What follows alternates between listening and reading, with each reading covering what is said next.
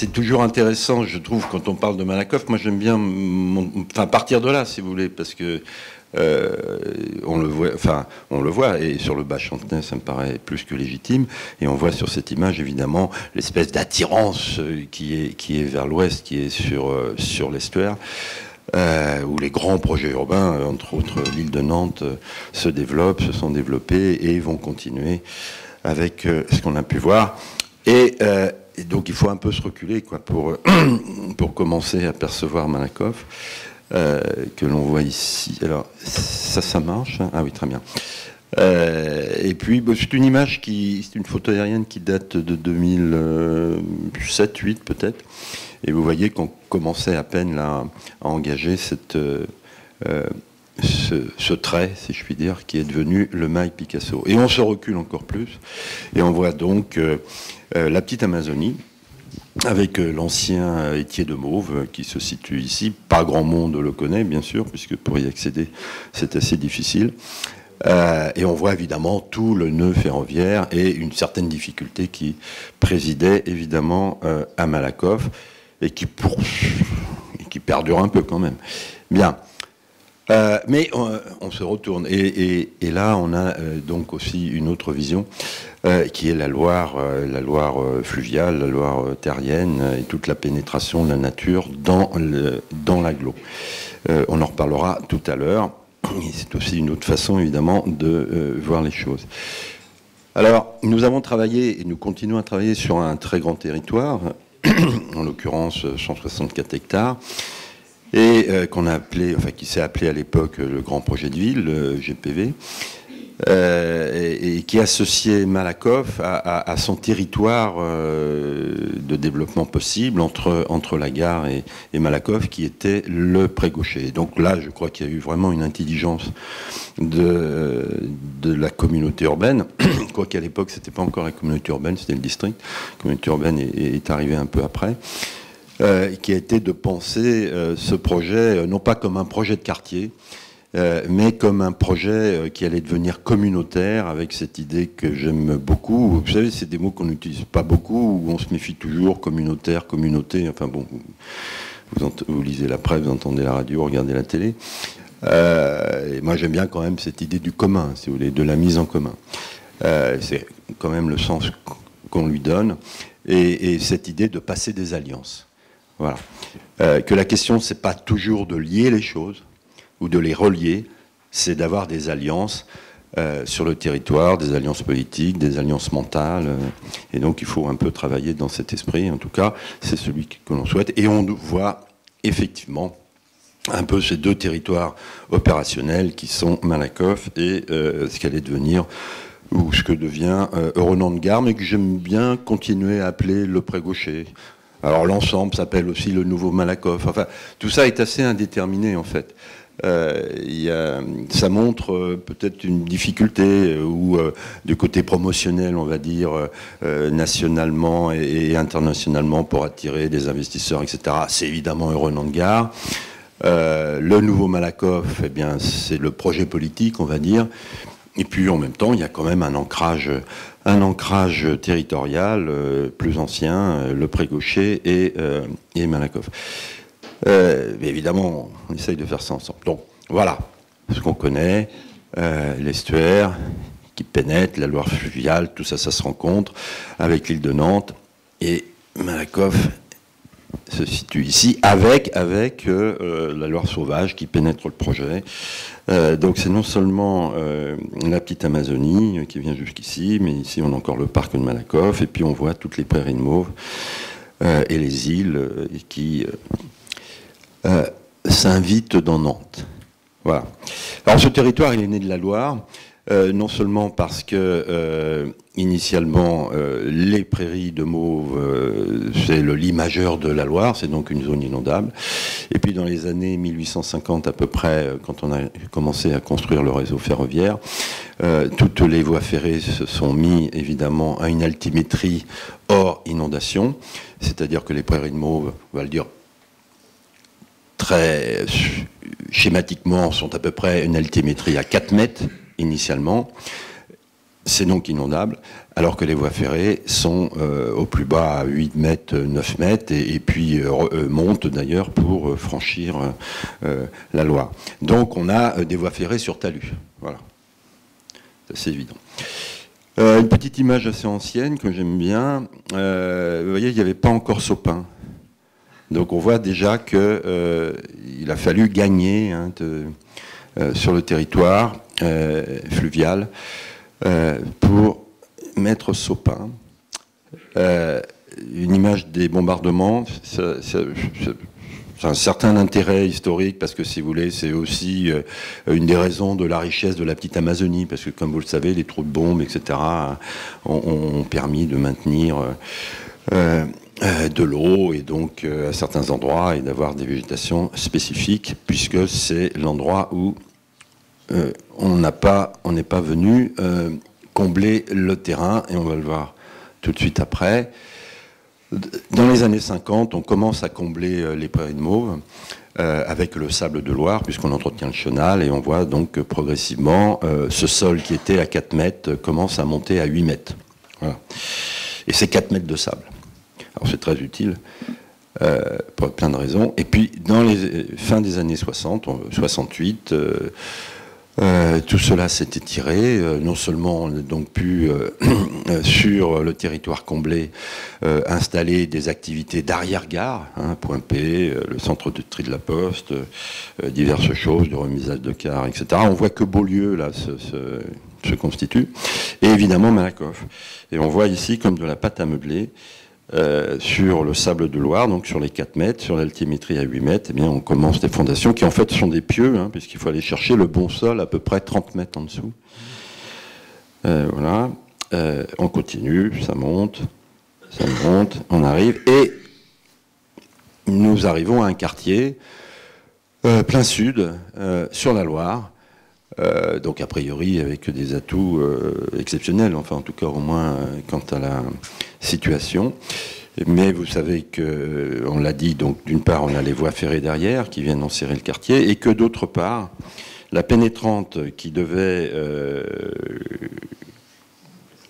rentrer dans Nantes au pont de Bilici avec un échangeur sur la petite Amazonie.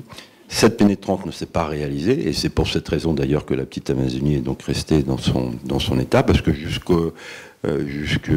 l'abandon s'est fait, je crois, à peu près dans les années 70, mais en tout cas, quand nous avons commencé à travailler, ou en tout cas au moins quand nous avons répondu au concours, les terrains appartenaient toujours à l'État pour y réaliser l'échangeur. Et ce n'était pas déclassé encore. Donc ça veut dire il y a une douzaine d'années. Et évidemment, la pénétrante a été détournée le long de la rive de la Loire, et donc vous savez, 40 000 véhicules jour, et donc bien évidemment le quartier s'est défendu par rapport à cette gêne. Et le problème de la défense, c'est que ça amène évidemment de l'isolat. Voilà, quand on se défend, on s'isole. Donc les murs anti-bruit, et tout ce qu'on peut voir, et donc un rapport à la Loire inexistant. Sauf depuis les appartements, bien évidemment. Bien. Et donc ce territoire du Pré-Gaucher, cette séparation entre les deux, j'y reviens pas. Et comment nous avons commencé, c'est un peu avec cette idée d'un élan, enfin en tout cas, de dire que au début des années 2000, puisque la consultation s'est passée en 2001 à peu près, et l'île de Nantes commençait à émerger, en tout cas au moins comme projet. Il n'y avait pas encore grand-chose qui avait existé, mais enfin c'était déjà quelque chose de très excitant dans l'agglomération. Et donc ce qu'on avait proposé, c'était ce grand mouvement depuis la gare en direction de l'île de Nantes. À l'époque, il n'y avait pas encore de pont qui était envisagé, c'est venu un peu après. Mais bien évidemment, il faut s'affranchir des contraintes géographiques, ferroviaires, entre autres aussi avec des ponts complémentaires. Voilà. Donc on voit des gros ouvrages, et nous sommes partis assez vite sur évidemment la nécessité, la volonté de faire Malakoff sur Loire. C'était bon, voilà, un sous-quartier, peut-être une espèce de commune indépendante qui serait appelée Malakoff sur Loire. Enfin, on l'a jamais énoncé, on n'a jamais fait une revendication, mais dans nos têtes, c'était un peu cette idée-là quand même. Et donc pour ça, évidemment, faire en sorte que le maximum d'espace public, la création de nouveaux cheminements, de jardins et de tout ce qu'on veut, est un rapport avec la Loire. Mais en même temps, sans oublier évidemment la vie de quartier. Bon là, très vite, c'est tous les espaces publics, les cheminements qui en même temps, ou les jardins, ou les places, et les rues qui se reconnectent avec cette autre volonté, nécessité que j'évoquais tout à l'heure, à savoir le rapport à la Loire, donc à l'intérieur des jardins, des squares, notre jardin, et ça par exemple, c'est un jardin qui descend en direction de la Loire, et en même temps ils sont investis petit à petit, on en parlera certainement tout à l'heure, parce que à Malakoff, la vie de quartier et la parole dans le quartier, c'est évidemment important. Ils sont investis parce que vous savez, c'est difficile de nourrir des espaces publics. On crée des espaces publics en espérant évidemment que les usages qu'on a imaginés puissent se passer. Puis parfois, c'est pas tout à fait le cas.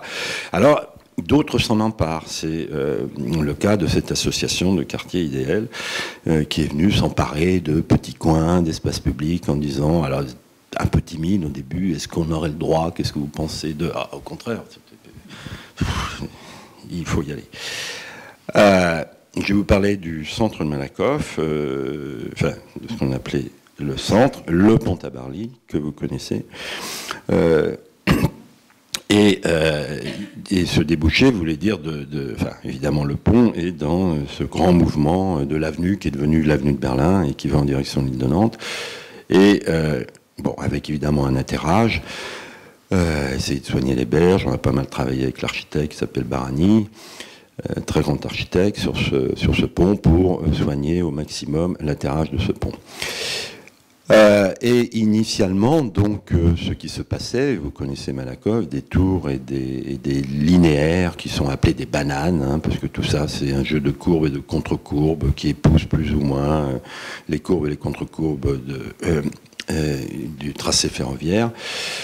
Le centre commercial de Malakoff, l'ancien, était ici, et donc avec ce pont qui arrivait là, enfin qui arrivait à peu près ici, et donc on voit à peu près tout ce qui était déboli, entre autres une centaine de logements, entre autres un collège qui a été reconstruit au Pré-Gaucher, des logements d'enseignants qui n'étaient plus utilisés, l'école maternelle qui a été restructurée et le centre commercial qui sera bientôt démoli. Et donc l'idée, c'est évidemment de passer depuis l'atterrage du pont qui arrive à peu près à 10 mètres, à cause du tirant d'air nécessaire sous le pont, et il faut passer sous l'autre pont ferroviaire, puisque les voies, on peut les relever que de 50 cm, pas plus, c'est une question de ballast. Ça veut dire qu'il faut passer à peu près à 5 mètres, donc c'est une grande pente douce qui va d'un pont à l'autre, et avec le centre commercial. Quelques mots quand même justement sur ce centre commercial. C'était la fiche de l'eau qu'on avait fait en disant aux architectes, voilà, il faut répondre à ça. Il faut répondre au fait qu'on a un centre commercial avec des commerces qui suivent une altimétrie qui est régulière, enfin, qui est constante, qui est à 8 mètres, hein, ou à 8 mètres 50, qu'importe. Avec une locomotive ici. Évidemment, on a toujours un grand débat avec les commerçants qui est, s'il n'y a pas de parking, il n'y a pas de commerce. Donc évidemment, pour eux, la place du quartier, c'était forcément un grand parking. Et donc tout ça a été discuté, et ce qu'on a proposé, puisque justement on avait la descente, c'est pour ça que je vous en ai parlé, on se retrouvait avec un point bas ici, et bien de venir glisser les véhicules nécessaires à l'activité du centre commercial sous les commerces, mais sans rentrer dans la Loire, parce que c'est ça aussi la difficulté, c'est qu'il ne faut pas creuser trop, il ne faut pas dépasser en gros le niveau de sous-sol à 4 mètres, sinon on est dans la Loire, donc c'est beaucoup plus cher, etc. Bon, et puis après, c'est pas suffisant, puisque au-dessus, logement et commerce, enfin, logement et bureaux, des logements ici, il nous faut du stationnement, et donc, ce qui a été proposé, c'est qu'on vienne mettre le stationnement par-dessus les commerces et les logements et le tertiaire au-dessus. Donc voilà ce que ça donne à peu près, donc avec cette place, les éléments restructurés, je vais passer assez vite, parce que je prends plus de temps, la place qui est quand même utilisée, place en pente, marche comme ça. Notre petite locomotive, enfin, locomotive quand même importante, qui est Intermarché, et qui se met là, et vous voyez ici les voitures qui glissent en dessous. Et on avait demandé, et ils ont respecté ça, et je les salue, j'en profite. On n'aime pas spécialement, si vous voulez, les boîtes de supermarchés qui sont complètement fermées. C'est-à-dire, on rentre, et puis bon, voilà. Vous avez des gondoles à peu près partout, vous achetez, et puis c'est tout. Et ce qu'on leur avait demandé, c'est que ça soit ouvert, justement, qu'il y ait ce contact avec l'espace public, ce qu'ils ont fait. Et donc, vous voyez, il n'y a pas de gondole, c'est complètement ouvert, ils en ont fait le marché, c'est visible, il y a une relation avec la petite Amazonie, voire même, on parlait de trains, les trains passent aussi, bon, voilà. Vie de quartier, quoi. Bon. L'ouvrage les ouvrages qui ont été réalisés sous les voies ferrées, voici les ouvrages antérieurs. Les piétons passaient avec la plus grande difficulté ici. Grosso modo, ça représentait à peu près cette ouverture-ci, même, et tout est passé là où on avait 4 mètres, 4 mètres 20, on a 31 mètres avec le transport en commun au fond. Voilà d'ailleurs ensuite la rue du Pont de l'Arche qui allait en direction de Dalby et où passaient les piétons le long de la petite Amazonie. Et l'hiver, si vous voulez, les piétons, puisque ceci était inondé, étaient obligés de passer sur ce talus vaguement enrobé. Bon, on imagine le degré de confort de la chose. Et c'est important pour les habitants de Malakoff, puisque c'est la relation pour prendre le tram, quand même, qui permet d'aller au centre-ville. Bien. Donc, voilà ce qui a été fait. On voit ici le pied des arbres hein, qui n'a pas changé, mais on a remonté un peu tout ça pour que piétons et cycles puissent évidemment passer. On a enlevé les voitures, puisque les voitures peuvent passer par les autres axes, donc c'est complètement piéton. Vous connaissez ceci, qui est la manifestation que mène Jean Blaise sur l'estuaire, et c'est l'échangeur, enfin c'est une œuvre qui a été réalisée avec certains habitants de Malakoff. Le péage, excusez-moi, voilà, ça s'appelle le péage, c'est justement l'évocation de cet échangeur qui aurait dû venir et qui n'est pas venu. Très bien.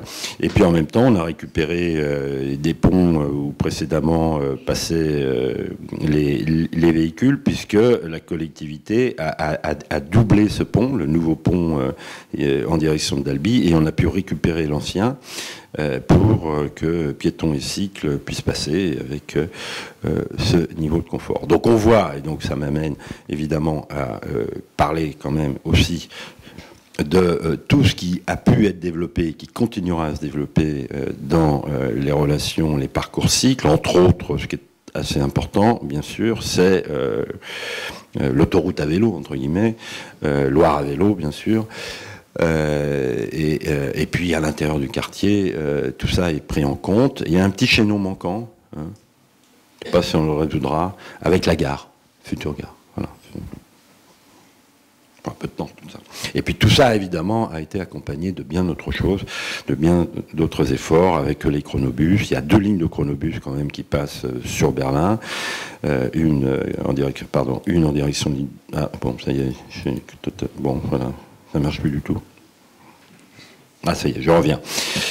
Les autres bus qui innervent, le tramway pas loin, tram-train, la gare bien sûr, et on voit d'ailleurs ici là, les chronobus qui vont en direction du Pré-Gaucher. Juste quelques mots pour dire que tout ça n'est pas terminé, c'est un projet qui est peut-être arrivé allez, à 60%. Enfin, pas à Malakoff. Malakoff, on est à 85 au moins, mais il faut continuer. Et entre autres, de faire des choses qui n'ont pas été faites, qui n'ont justement pas été faites encore, et qui sont d'une importance essentielle. Par exemple, ce type de parcelle qui est entre les voies ferrées. En face, la piscine a été réalisée. Évidemment, c'est de se dire que parfois dans un projet, il faut prendre du temps, même si évidemment, il était tout de suite important d'emblée pour tout le monde de se dire que cette parcelle, c'était le lien Malakoff-Pré-Gaucher, mais que les conditions de réalisation n'étaient peut-être pas requises au moment où on en a eu envie. et que avant de faire en sorte que cette parcelle coincée dans les entre les voies ferrées soit désirable pour un investisseur ou pour des investisseurs, il faut déjà avoir fait ses preuves par ailleurs. Nous pensons que maintenant ça commence à être fait avec le Pré-Gauchet et entre autres avec Malakoff, centre, et donc il faut continuer. C'est le moment. Donc justement, quelques mots là-dessus. Il nous a paru important dans ce travail, parce que la Loire, c'est aussi le ciel, si vous voulez. Tout à l'heure, Bernard en parlait, à savoir que des grandes étendues, forcément, ça donne aussi du ciel, ça donne pas que du sol. Et que, entre autres, Malakoff est évidemment repéré comme ça. Et pas que Malakoff, on va dire, d'une manière générale, le logement social est repéré par ces tours. Bien. Et il nous semblait important de dire il faut qu'il y ait un lien mental qui dépasse ça et que tout ça ne soit pas réservé au logement social et qu'on puisse dans le quartier à venir aussi être avec des émergences et que comme ça crée un univers commun. Donc voilà, bon, il y en a une là qui sera livrée à la fin de l'année. Et à la fin du gros œuvre, on est monté au 14e étage et on voit quand même, là aussi, le rapport à la Loire. C'est-à-dire que cet immeuble, eh bien, il est au-dessus de la petite Amazonie et avec 40 ou 50 km de vue devant lui. Très bien. Et d'ailleurs, on voit la parcelle que j'évoquais tout à l'heure. On retrouve ici le centre commercial de Malakoff. On voit ici l'amorce d'une autre tour que vous connaissez, qui est celle-là. Et ces tours sont des tours en accession. C'est-à-dire qu'elles sont désirées et elles sont achetées. Elles ne sont pas à habitat imposé. Et il y a des sols aussi, bien sûr, dans le quartier. Et je vais continuer sur la Loire, c'est-à-dire que tout ce travail d'émergence, eh bien, pourquoi ne pas le poursuivre sur la Loire? Entre autres à côté de Sopin, entre autres, et on va en parler un peu plus loin sur Malakoff, c'est-à-dire de venir habiter sur la Loire de manière un peu plus possessive, peut-être. Voilà. Et donc, ça c'est l'hôtel, enfin la résidome qui existe à Sopin, et de venir l'accompagner avec un autre immeuble que voici ici, que voilà là, qui sera livré à la fin de 2016, et d'ailleurs accompagné de maisons individuelles, en patio. Voilà, on peut travailler sur toutes les échelles. Et puis derrière, à la place vous connaissez peut-être, vous vous souvenez peut-être qu'il y avait un gymnase ici, qui a été démoli, qui a été reconstruit hier, et qu'il y avait une mosquée qui était dans une ancienne église. Très bien. Que donc, il nous paraissait important, en reconstruisant ici, de faire en sorte que depuis Picasso, Marcel Paul, on ait cette perception de la Loire. Donc je vais vous montrer juste la manière dont on raisonne, parce que ça peut vous donner la mesure des choses. Donc là, nous sommes à Picasso et on a la vue qui s'ouvre en direction de Willy Brandt. Donc ça suppose de redresser la parcelle. Précédemment, le gymnase était là. Il n'y a absolument rien, quoi. Vous voyez l'arrière en béton des choses. Il y a un très beau platane. Donc il faut redresser la parcelle, dégager un espace public et que la vue puisse aussi passer sous le bâtiment, si je puis dire, c'est-à-dire de décoller un petit peu le bâtiment, mais ça suffit pas aussi. Comme on ne souhaite pas avoir une barre, si vous voulez, comme ça, qui d'un geste architectural dise voilà la direction, vous n'allez pas la rater. Eh bien, on préfère aussi venir un peu fragmenter les volumes parce qu'on voit qu'il y a un arrière-plan, parce qu'ici on est dans d'autres échelles, etc. Et de dire, certes, au rez-de-chaussée, ça se passe comme ça, mais pour les volumes, eh bien, il y a des articulations différentes. Et voilà ce que ça va donner pour un bâtiment qui sera livré courant 2017 et qui est entièrement en logement accession dit abordable. Donc vous imaginez quand même les gens qui sont en appartement en duplex ici sur la Loire plein sud. C'était, je trouve ça incroyable. Bon. Je voulais vous parler justement des bords de Loire, un peu dans ce secteur-là. Vous vous souvenez peut-être, il y a encore quelques temps, quand on rentrait dans Nantes par ce secteur, on passait sous le pont ici. Puis quand on sortait, hein, on s'infléchissait et on passait sous le pont Rézal. Vous vous rappelez, on descendait, parce qu'il faut bien que les camions passent, etc. Bien. Et à partir du moment où le pont Tabarly a été réalisé, bah, évidemment, il y avait moins de pression, puisque d'une part, les véhicules pouvaient partir en direction de l'île de Nantes, ou bien prendre le boulevard de Berlin. Donc on pouvait se dire que eh bien, ce que nous avions précédemment ici, on supprimait ce barreau et c'est Loire à vélo, avec sa station-service. On remet une petite table. Et vous voyez, précédemment, Loire à vélo, c'était ça. Voilà. C'est plus pareil. Et je disais que aussi on construisait en bord de Loire, y compris donc à Malakoff Centre, puisque vous l'avez vu tout à l'heure, il y a un linéaire sur lequel une centaine de logements ont été supprimés, donc a été reconstruit au pied du boulevard de Berlin. Et là, nous sommes au 4e étage. Un logement qui a été construit par Nantes Habitat. C'est aussi évidemment du logement en accession sociale. Bien, le petit travail, donc voilà, précédemment nous étions là, hein, le pont Tabarly, le bâtiment que je viens de vous montrer, et puis le centre commercial déplacé qui va ici, vous l'avez vu, et donc ça libère du terrain. On a le Lidl qui est situé quelque part par là, et donc ce qui va se réaliser, c'est donc vous avez les deux grandes tours, enfin 2 tours de Malakoff ici, c'est de dire on va créer une nouvelle rue ici pour se connecter, rentrer dans le quartier, avoir un jardin, de pouvoir construire ici à cet endroit-là, de dégager un jardin au pied des tours et de construire aussi sur cette parcelle dans le quartier, avec évidemment une contrainte absolue qui est de se dire les tours derrière. Il faut qu'elles préservent leur vue sur la Loire. Voilà. Et donc, ils concourent, et c'est partie de nos cahiers des charges, et voici ce qui va être construit en accession, prix abordable aussi, à la place du centre commercial. Vous voyez, à côté de la petite église ici, une nouvelle rue va être créée, et puis sur la parcelle qui est un peu plus loin, à peu près là où est le Lidl, enfin, disons, droite du Lidl, voici d'autres logements, aussi avec le même statut d'accession. Donc il n'y a pas de grands vides qui se font sur la Loire, c'est plutôt des séquences qui alternent l'espace public, qui alternent habitat, qui alternent jardin privé. Et puis en direction du parc de la Roche, c'était quand même un endroit qui était un peu difficile d'accès et avec relativement peu d'équipements à l'intérieur. Donc de nouveaux équipements sont venus, on parlait tout à l'heure. Enfin, il y a une école, il y a l'école Ange Guépin, il y a une salle festive ici, il y a des locaux pour les associations, la mosquée est venue ici, bénéficie du parc. Voilà comment précédemment on allait au parc. Voilà. Bon, on a fait un petit peu mieux, mais on n'a pas pu redresser l'arche, si vous voulez, c'était compliqué.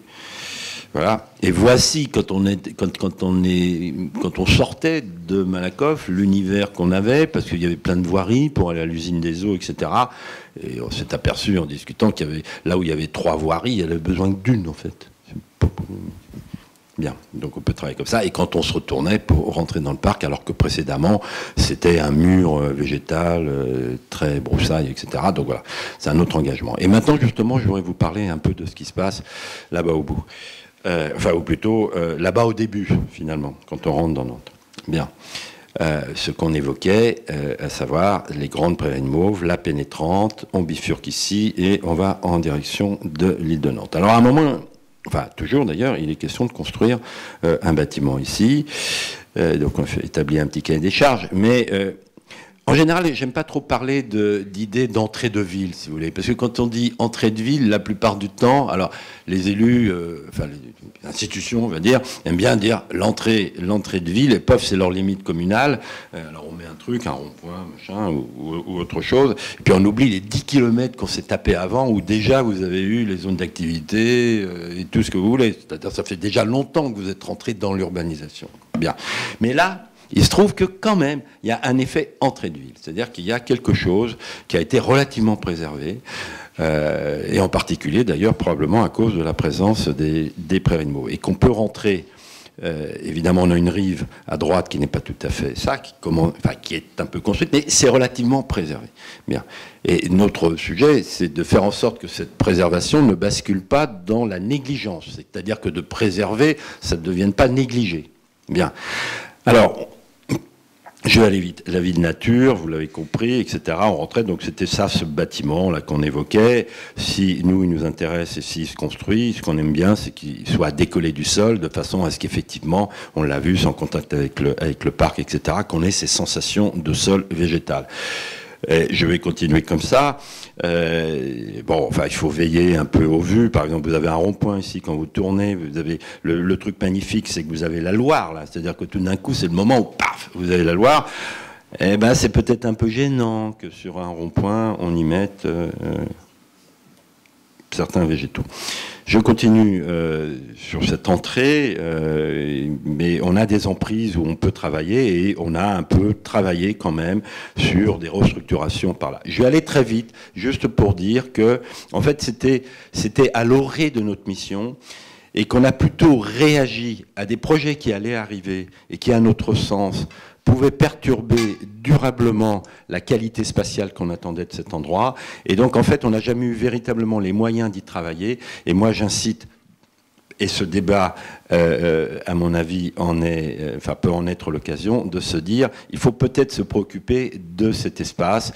On avait fait quelque chose dans lequel je ne vais pas rentrer, mais je pense que pour le moment, il y a un déficit de réflexion sur ce secteur. Voilà. Et si on ne fait pas attention, quand on néglige les choses, eh bien, ça va se remplir comme ça, parfois des bonnes attentes. Je continue quand même pour revenir un peu sur le pré-gaucher, de dire que lui aussi a été évidemment en contact, soit avec la Loire, soit avec la cale Saint-Félix. C'est l'Erdre, mais en fait, c'est jamais que la Loire d'avant, si vous voulez, comme vous le savez.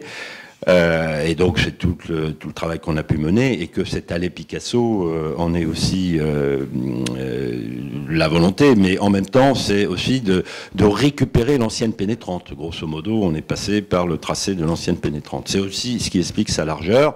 Là voilà, il y a des usages, hein, c'est pas uniquement pour faire beau, c'est que ça sert à quelque chose. Et je reviens ici pour parler rapidement d'enjeux importants qui sont le contact avec le centre-ville, très important, que ce soit de par la cale Saint-Félix, dont on voit ici le potentiel, évidemment, qui existe. Bon, c'est un vieux dessin de 2001, vous voyez, qu'on avait fait au moment du concours, en disant, bon, la cale Saint-Félix, il faut lui enlever les voitures. Bien sûr, tout le monde le sait, c'est avec le projet de la gare, et qu'en même temps, parler de Nantes, c'est quand on parle de la gare, c'est plusieurs choses, c'est de faire en sorte que on continue à organiser les contacts avec le paysage nantais, que ce soit la manière dont on fait les bâtiments, et évidemment les espaces publics. Il est important de penser cette gare dite sud, non pas comme la gare sud, le truc pratique par lequel on va arriver, dans lequel on va mettre les voitures, parce que c'est là où on met grosso modo 2000 places de stationnement. Et bien évidemment, on n'ira pas du côté des jardins des plantes. Donc c'est pas une gare fonctionnelle, c'est quand même la gare du confluent, c'est-à-dire que c'est la gare de la Loire, c'est la gare sur la Loire et sur la cale Saint-Félix. Voilà. Et la cale Saint-Félix, c'est beaucoup de choses. Depuis là, on voit la cathédrale, on a la cité des congrès, on a Sopin, on a tout ce qu'on veut. Et voilà. Et donc, il faut tenir un projet urbain à pied, une gare, mais un projet urbain à pied, en vélo et tout ce que vous voulez, et le tenir par les deux bouts. C'est-à-dire que Malakoff, Pré-Gaucher, qui sont un peu au centre, il faut tenir par les deux bouts. C'est-à-dire qu'il faut tenir du côté des Prairies de Mauves, il faut tenir sur le centre-ville. Et voilà une dernière image. À un moment, on avait proposé que la salle festive, elle aille se mettre sur la Loire. On rappelle juste quand même que là, on est en 2015. Vous avez démarré vos missions en 2002. Et on a pu voir, pour ceux qui ne connaissaient pas encore assez le projet, quand même la transformation radicale et importante qui a été menée sur le quartier. Et donc, avec Élise, on a plusieurs questions à vous poser. On a vu à travers votre exposé qu'il y avait beaucoup d'ouvrages qui ont été repensés, qui ont été créés, notamment pour désenclaver le quartier, mieux le relier au centre-ville et également sur l'île de Nantes. Parmi ces ouvrages, il y a un pont. On parle beaucoup de ponts en ce moment dans le cadre du grand débat, c'est même un des thèmes. Quel était votre rôle, vous, dans la construction de cet ouvrage? Comment vous l'avez intégré? Comment il a nourri votre projet et vos réflexions? Alors, comme je le disais tout à l'heure, au moment du marché de définition en 2001, au moment du concours, Bon, il y avait point d'interrogation, peut-être un pont. Donc on a profité, on lui dit peut-être, bah, on y va, on en fait un. Enfin, on en fait un. Faites-en un. Bon, voilà, et c'est ce mouvement que vous avez eu. Et puis ensuite, ce pont, où est-ce qu'on le met? Vous l'avez vu, en tout cas au moins du côté de Malakoff. C'était moins vrai du côté île de Nantes. Hein. Il y avait de la place pour le faire atterrir, et pas du côté de Malakoff. Du côté de Malakoff, on arrive sur du logement. Bien. Donc c'était long, ça a été difficile de savoir comment le faire. Et on a travaillé avec l'île de Nantes, et quand je dis l'île de Nantes, Laurent Théry de la Samoa et puis Alexandre Chemetov, et ils ont convenu que c'était côté GPV, côté Malakoff, qu'on déciderait où serait le pont. Voilà. Et que c'était pas eux qui allaient dire nous on pense que le pont c'est plutôt comme ci comme ça. Et Alexandre avait prévu un très long quai, une espèce de grande glissière. On disait tu peux le mettre où tu veux là-dessus. Bien. Ce qui est de la part d'Alexandre Chemetov.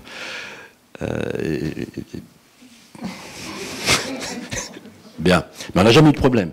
C'était clair que c'était Malakoff qui primait dans la démarche. Donc, on a eu plusieurs possibilités, faire comme ci, comme ça, tout droit, un peu plus tout droit aussi, mais là, ou complètement bien, si vous voulez. Alors, on trouvait ça intéressant parce qu'il y avait justement ce débat en se disant, avec ce nouveau pont et avec la diffusion de circulation, on peut peut-être supprimer un grand bout de Sarrebruck, vous voyez, pour construire sur la Loire. Bien.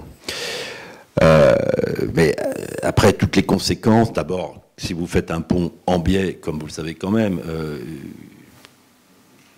c'est l'hypoténuse d'un triangle, c'est beaucoup plus long, quoi. Donc c'est quand même beaucoup plus cher. Bien. D'une part, et puis ça ne résolvait pas forcément les problèmes. Il aurait fallu détruire aussi des logements dans Malakoff, probablement plus d'ailleurs, pour reconstruire sur la Loire, avec tout un débat évidemment très compliqué à Malakoff. C'est on casse nos logements, et puis pour ceux qui restent, d'accord, mais c'est les riches qui vont habiter sur la Loire. Enfin, voilà. En fait, bien. Et en plus à une période où le rythme de construction des logements à Nantes n'était pas celui qui existe maintenant. C'est-à-dire qu'il a fallu que la collectivité et tous les opérateurs lancent la machine quand même. C'est-à-dire qu'on a été amené quand même à faire des démolitions, alors même qu'on n'avait pas la capacité de reconstruire, évidemment, sur le Pré-Gaucher et sur Malakoff. Bon, donc tout ça posait problème. Donc il a fallu d'abord, bien sûr, réduire le nombre de démolitions. Non pas qu'on souhaitait, nous, qu'il y ait beaucoup de démolitions, mais enfin, à un moment, il était prévu 700. Bon, finalement, il y en a eu 400. Depuis, il y en a eu 700 à peu près qui ont été reconstruits. Mais il faut le temps, quoi. Bon, donc le pont est arrivé là où il faisait le moins de dégâts possible et où, en même temps, bon, il était grosso modo dans le mouvement que j'évoquais tout à l'heure. Alors un peu dans la foulée de cette question, ou en tout cas de la réponse que vous y apportez, donc le projet de Malakoff est un projet de renouvellement urbain. Vous êtes intervenu sur un site occupé, un tissu urbain existant occupé et habité. Et du coup la question c'est, est-ce que vous avez eu l'impression de faire un urbanisme au service des habitants et peut-être aussi de la mixité sociale à laquelle je pense qu'il faut qu'on fasse une place aussi dans ce débat? En tout cas, nous, est-ce qu'on a eu l'impression... alors après, ça peut être sur le moment ou rétroactivement. Hein. Bon, sur le moment, bien sûr. Sur le moment, on est dedans. Enfin, on se jette. Bon, on avait une certaine expérience de ce type de travail qu'on avait mené dans d'autres lieux difficiles. Moi, j'ai pas mal travaillé à Trappes, si vous voulez. Malakoff, à côté de Trappes, franchement, c'est des vacances. Hein. Donc... et on a pris à bras-le-corps cette question du contact avec les habitants, des réunions, et non pas forcément des réunions d'information où vous êtes sur une estrade, vous dites les choses, les gens écoutent, il y a 3 questions et puis on s'en va. Non, des ateliers, travail sur table et ce genre de choses. Je crois qu'on a dû faire au moins dans les 4-5 premières années pas loin d'une quarantaine de réunions de cette nature. Et puis il y a eu une autre étape. Une fois que la première phase de Malakoff, les travaux sur Malakoff, ce qu'on a appelé Malakoff Amont, a été réalisé, il y a eu comme une espèce de mise en confiance. Parce que nous, on avait souhaité aussi ce qu'on avait proposé à la collectivité, qui était de dire, écoutez, faut pas annoncer qu'on va faire le centre. C'est trop compliqué. On ne sait même pas où on va mettre le pont. Il faut négocier avec la SNCF de faire les ouvrages ferroviaires. Il faut déménager un centre commercial. On ne maîtrise pas. Ce n'est pas la collectivité qui va maîtriser ça. Par contre, travailler sur le bout du bout, l'amont, si vous voulez, qui était complètement en impasse, le truc le plus loin, etc., ce que nous, on appelait Malakoff Amont, là... il y a la communauté urbaine pour les espaces publics, il y a la ville pour les équipements, et il y a Nantes Habitat pour le logement. Sérieusement, ces trois-là se connaissent, enfin, doivent être capables de travailler ensemble. Et là, on peut aller vite. Et on peut montrer, et ça peut avoir valeur d'exemple, de faire aussi en sorte que la parole politique soit crédible, et pas soit renvoyée à des lendemains qui chantent, etc. Donc c'est ce qui a été fait. Et le fait que ça a été réalisé, si vous voulez, a pu... Bah voilà, on juge sur pièce. C'est pas besoin de parler, hein, enfin, au bout d'un moment. Et donc, si vous voulez, ça a baissé un peu cette demande de débat sur le projet. Et puis les débats ont été où l'information et vice-versa, et les remontées d'informations sont passées beaucoup par la boutique dite GPV, si vous voulez, qui pouvait faire remonter tout ça et qui était dans le quartier en permanence, quoi. Et nous, on était interrogés, et puis parfois, bah, on allait sur place, on discutait avec les gens, etc. C'était moins formel, si vous voulez. Voilà. Autre question, on voit bien à travers le projet Malakoff qu'on peut avoir un retour d'expérience, et si on le remet dans le cadre de notre grand débat sur les 4 thèmes, vous avez créé des nouveaux usages, des nouvelles vues sur la Loire pour les habitants de Malakoff, essentiellement, prioritairement. C'est quoi aujourd'hui le retour de votre part et des habitants sur ces aménagements? Est-ce que la vision de la Loire, elle est si forte? Est-ce qu'il y a une vraie demande à l'époque? C'est quoi votre retour d'expérience sur le sujet? Je sais pas. Je sais pas. Avec ça, je sais pas, parce que si vous voulez, les espaces publics sont nécessaires, mais je ne suis pas certain qu'il y ait une très grande pratique des espaces publics à Malakoff. Bien, les jardins, ça marche. Les squares, tout ça, ça marche.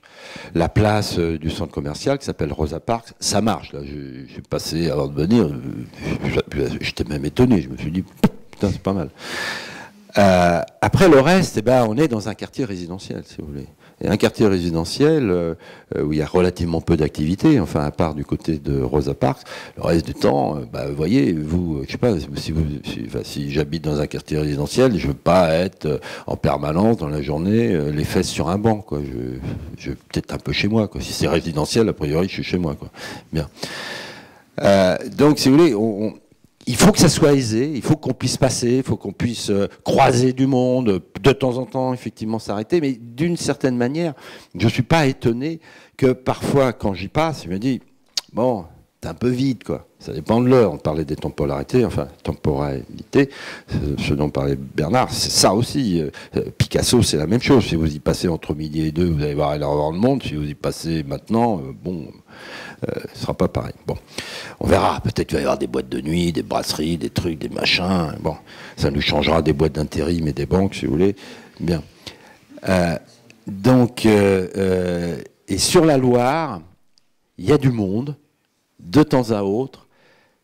Pas toujours, mais parfois je suis étonné. Il y a des familles qui viennent, etc. Je suis un peu étonné. Et ce que j'espère, c'est que comme il y a des activités tertiaires, entre autres Nantes Habitat d'ailleurs qui va s'installer, 300 emplois et autres, et puis ils ne sont pas tout seuls, il y en a d'autres, puis d'autres projets vont arriver. En fait, c'est souvent plutôt les gens qui travaillent le midi qui vont utiliser ces espaces publics, à mon avis, sur la Loire. Enfin, c'est un truc comme ça. Et puis, il faut changer ses habitudes. Mais il n'y a pas si longtemps que ça, en fin de journée, après une réunion, j'avais besoin d'aller faire des photos à Malakoff parce qu'on allait faire des... Alors je me méfie toujours faire des photos à Malakoff, je préfère les faire tôt le matin qu'en milieu, enfin en fin d'après-midi. Bon, puis je vois qu'il y avait des mecs dans un hall, bon, je fais mes photos en tournant semblement le dos pour pas que je les photographie. Et à ce moment-là, il y en a un qui vient, quoi. Je me dis, ah merde, putain, je vais y avoir droit, bon, etc.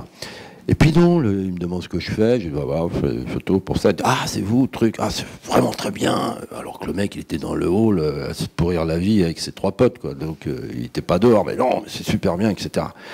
Puis il y en a un deuxième qui arrive, je me dis, bon, il va peut-être pas dire la même chose. Et deuxième mec super sympa aussi, qui se met au courant de l'autre. Ah ouais, c'est bon. Et puis le gars il me dit ouais non parce qu'avant maintenant on peut sortir, on peut faire plein de trucs et tout ça. Et puis il dit parce qu'avant c'était comme c'était un quartier juif le truc. Je dis attends le mec franchement je dis mais de quoi il me parle le mec alors. Et puis je vois qu'il se fout de ma gueule et je veux pas le truc, je comprends rien. Et puis il me dit ouais un ghetto quoi. Tu vois bon. Vous avez fini en bord de Loire avec eux? Alors, sans transition. Donc, vous avez démarré le projet au début des années 2000, qui étaient un peu les premières années du développement durable, qui existait encore à peine en France, il me semble. Comment, pourtant, le site de Malakoff est en effet imprégné d'enjeux écologiques, la petite Amazonie, le rapport au fleuve, etc. Comment vous vous êtes saisi de ces enjeux-là? Alors déjà, c'est pas par hasard que j'ai parlé des 4 mètres de sable. Parce qu'en fait, on peut infiltrer toutes les eaux pluviales à l'intérieur, si vous voulez. Et c'était des premières choses qu'on s'est dit, c'est-à-dire économie de réseau, pas besoin d'aller de prendre de venir charger, etc. Et donc il y a comme ça beaucoup de puisards qui permettent d'infiltrer les eaux et de les ramener à la Loire. Bon, donc. Bon, c'est une première chose. Ensuite, dans les régimes de plantation, avec la petite Amazonie, le type d'essence, beaucoup travaillé aussi sur ces aspects. Alors après, il y a eu d'autres choses sur lesquelles, si vous voulez, Malakoff pré-gaucher, on était assez attaché à l'idée de la densité. Même si au départ, les immeubles à 55 mètres, c'était pas ce qui était prévu, puis petit à petit on est monté parce que il y avait une espèce de réussite, les gens avaient confiance, etc. Donc on a pu monter. Donc moi je pense que ça va quand même, en tout cas dans ces secteurs, une gare, les chronobus, tout ce que vous voulez. Sérieusement, si on fait pas de densité, on est des moins que rien, quoi. Enfin, c'est pas la peine de parler de développement durable.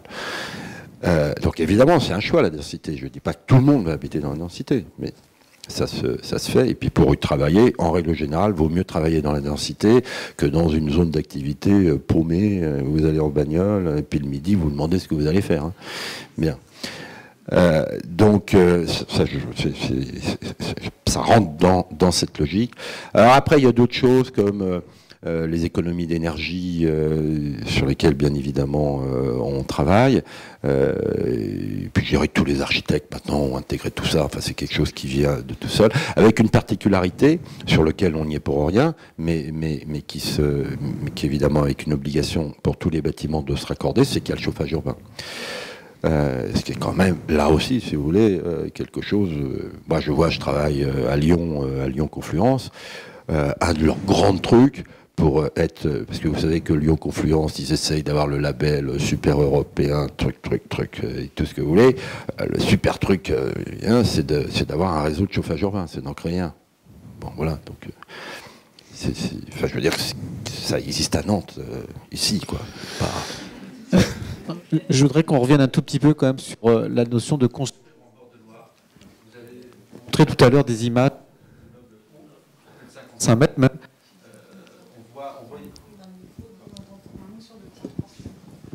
On a d'autres projets en cours. On a parlé du Bas-Chantenay, on a parlé de Rosé la dernière fois. Vous avez l'expérience de construire en bord de Loire. Retour toujours d'expérience sur ces constructions en bord de Loire. Si vous voulez, pour le moment, il n'y en a qu'une qui a été construite. C'est celle qui est venue reprendre l'extrémité du linéaire Angleterre, qui faisait 240 logements et dont 100 logements ont été supprimés pour faire passer le boulevard de Berlin et pour l'arrivée du pont à Marly. Donc là, voilà, il y a juste un petit bâtiment. Bien. On est en plein dans Malakoff quand même. C'est le centre de Malakoff. Et c'est des appartements. Ils ont été vendus. Je le rappelle quand même.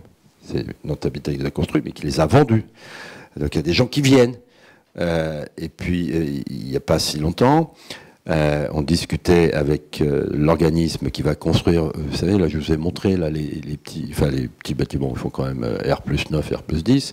Mais enfin, ils sont moins hauts que les tours de Malakoff. Et donc, on discutait. Et il était un peu inquiet. Mais on lui dit bon, écoutez, regardez, Nantes Habitat, ils ont construit, ils ont vendu, etc. Et là, il nous dit ah ouais, mais c'est pas pareil. C'est plus Malakoff. C'est quand même dingue. C'est le centre de Malakoff, quoi. Il dit, on est déjà plus dans Malakoff. Bon, voilà, bref. Donc, si vous voulez, il y a quand même, dans la tête, ça bouge, quoi.